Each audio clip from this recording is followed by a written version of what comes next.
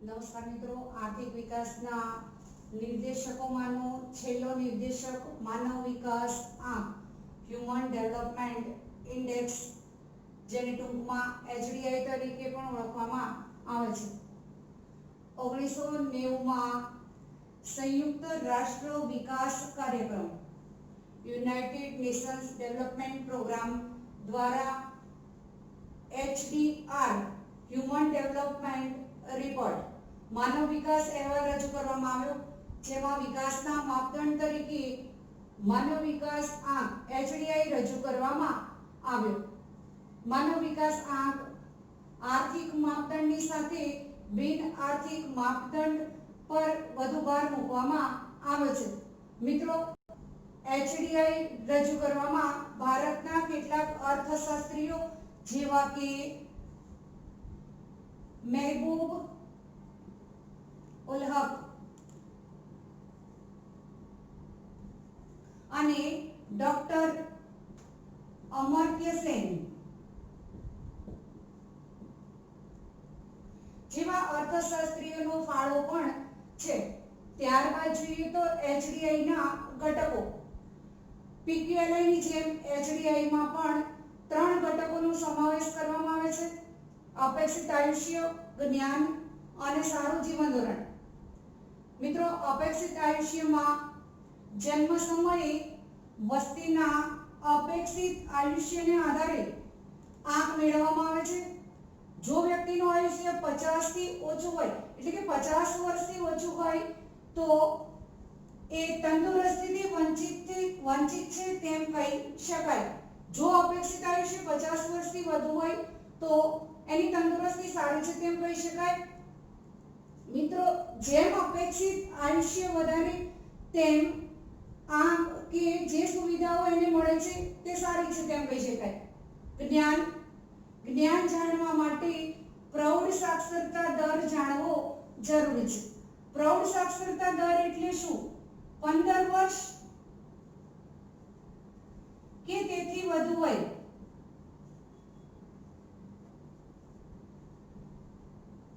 વ્યક્તિમાં 15 વર્ષ કે તેથી વધુ વયની વ્યક્તિમાં શિક્ષણનું પ્રમાણ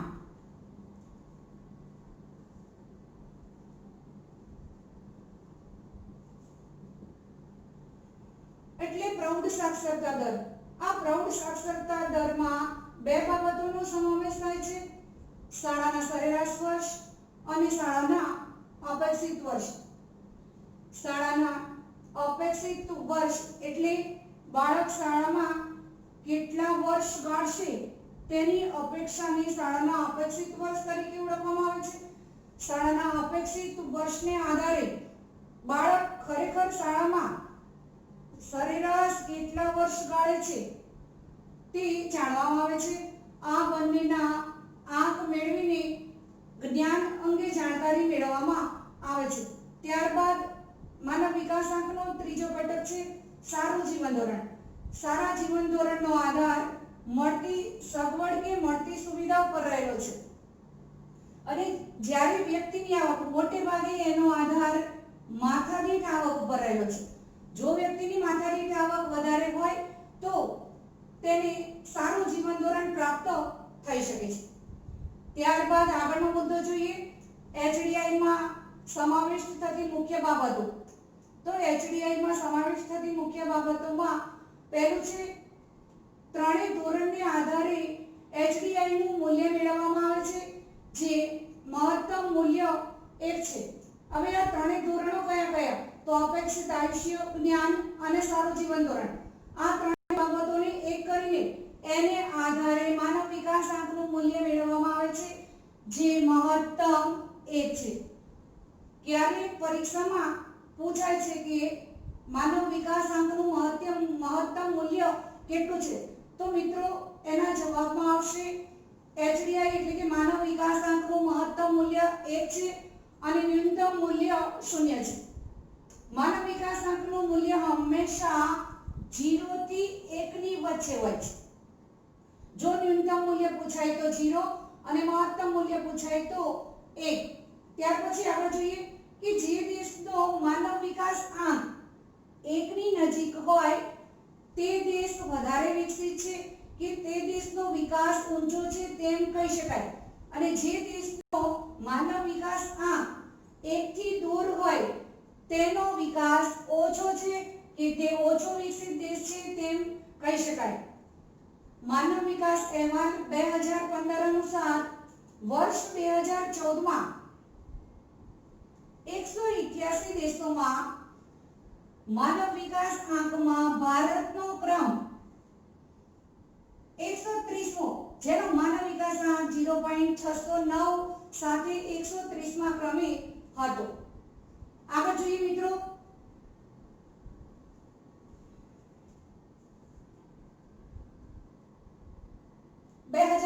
ના માનવ વિકાસ અહેવાલનું કોષ્ટક તમને પુસ્તકમાં આપ્યું છે. એ કોષ્ટકને આધારે જોઈએ તો HDI ની દ્રષ્ટિએ વિશ્વના દેશોને 4 વિભાગમાં વર્ગીકૃત કરવામાં આવે છે. HDR 2015 અનુસાર 188 દેશોનો સર્વે કરવામાં આવ્યો છે. આ 188 દેશોને 4 વિભાગમાં વર્ગીકૃત કરવામાં આવે છે. સૌથી વધુ માનવ વિકાસ ધરાવતા રાષ્ટ્રો, વધુ માનવ વિકાસ ધરાવતા રાષ્ટ્રો, મધ્યમ માનવ વિકાસ ધરાવતા રાષ્ટ્રો અને નીચો માનવ વિકાસ ધરાવતા રાષ્ટ્રો.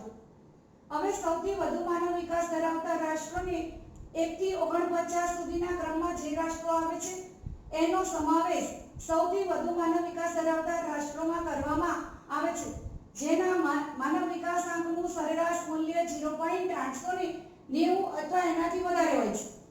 ત્યાર પછી વધુ માનવ વિકાસ ધરાવતા રાષ્ટ્રો 50 થી 105 નંબરમાં જે રાષ્ટ્રોનો સમાવેશ થતો હોય એવા રાષ્ટ્રોને વધુ માનવ વિકાસ ધરાવતા રાષ્ટ્રોમાં સમાવેશ કરવામાં આવે છે, જેના સરેરાશ માનવ વિકાસનું મૂલ્ય 0.735. ત્યારબાદ મધ્યમ માનવ વિકાસ ધરાવતા રાષ્ટ્રો, જે રાષ્ટ્રોનો ક્રમ 106 થી 143માં આવતો હોય તેવા રાષ્ટ્રોનો સમાવેશ મધ્યમ માનવ વિકાસ ધરાવતા રાષ્ટ્રોમાં કરવામાં આવે છે, જેનો સરેરાશ માનવ વિકાસ આંક 0.614 છે. અને છેલ્લે નીચો માનવ વિકાસ ધરાવતા રાષ્ટ્રો, જે રાષ્ટ્રનો ક્રમ 144 થી 188માં આવતો હોય તેનો સમાવેશ નીચો માનવ વિકાસ ધરાવતા રાષ્ટ્રોમાં કરવામાં આવે છે, જેનો સરેરાશ માનવ વિકાસ આંક 0.493. મિત્રો, એક કોષ્ટકના આધારે આપણે એના તારણો જોઈએ તો મુખ્ય 3 જ યાદ રાખવાના છે. સૌથી પ્રથમ ક્રમે કોણ આવે છે, કયો દેશ આવે છે, સૌથી છેલ્લા ક્રમે કયો દેશ આવે છે અને ભારતનો ક્રમ કયો છે.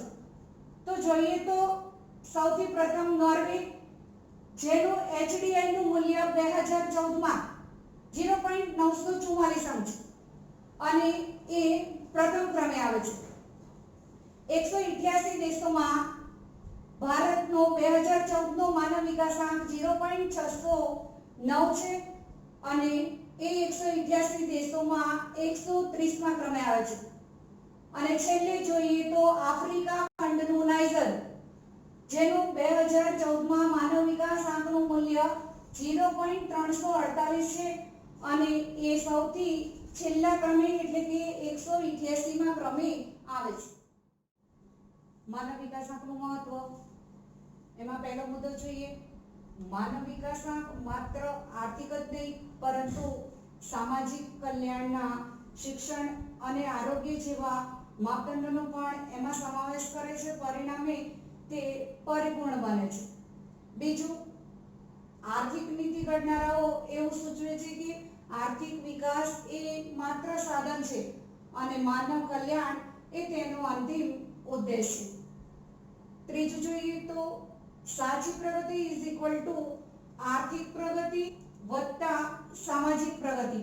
માનવ વિકાસ આંકમાં આર્થિક પ્રગતિ અને સામાજિક પ્રગતિ બંનેનો સમાવેશ કરવામાં આવે છે. પરિણામે માનવ વિકાસ આંક એ સાચી પ્રગતિ સૂચવે છે.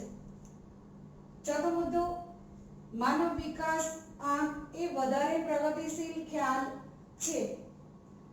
પાંચમું, માનવ વિકાસ આંક વિધેયાત્મક છે.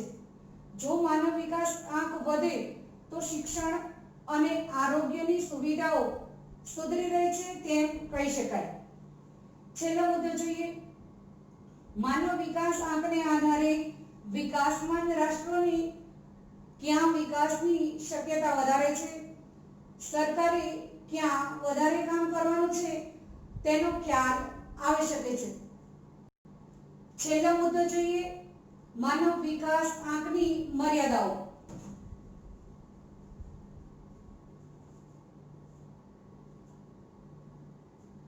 માનવ વિકાસ આંકની મર્યાદાઓમાં પહેલી મર્યાદા છે 3 જ સામાજિક નિર્દેશકોનો સમાવેશ HDI માં કરવામાં આવે છે। આ 3 સામાજિક નિર્દેશકોમાં અપેક્ષિત આયુષ્ય, જ્ઞાન અને સારું જીવન ધોરણ એમ 3 સામાજિક નિર્દેશકોનો સમાવેશ કરવામાં આવે છે જે ઓછા છે। આ ઉપરાંત બાકીના જે સામાજિક નિર્દેશકો છે તેનો સમાવેશ પણ માનવ વિકાસ આંકમાં કરવો જોઈતો હતો જે કરવામાં આવ્યો નથી। એની બીજી મર્યાદા છે કે ત્રણેય પરિમાણો કે ત્રણેય ઘટકો કે ત્રણેય પરિબળોને એક સરખું મહત્વ આપવામાં આવ્યું છે। આ ત્રણેય પરિબળોમાં જ્ઞાન, અપેક્ષિત આયુષ્ય અને સારું જીવન ધોરણ એનો સમાવેશ થાય છે જેને એક સરખું મહત્વ આપવામાં આવ્યું છે। ખરેખર જુદી જુદી પરિસ્થિતિમાં આ ત્રણેયને જુદું જુદું મહત્વ આપવું જોઈએ તો જ સાચો માનવ વિકાસ આંક જાણી શકાય। ત્રીજી અને છેલ્લી મર્યાદા HDI નિરપેક્ષ સ્થિતિ દર્શાવે છે। HDI નિરપેક્ષ સ્થિતિ દર્શાવતો નથી। કોઈ પણ એક દેશ અન્ય દેશની તુલનાએ કયા સ્થાને છે તે દર્શાવવામાં આવે છે, માત્ર એ સાપેક્ષ સ્થિતિ દર્શાવે છે।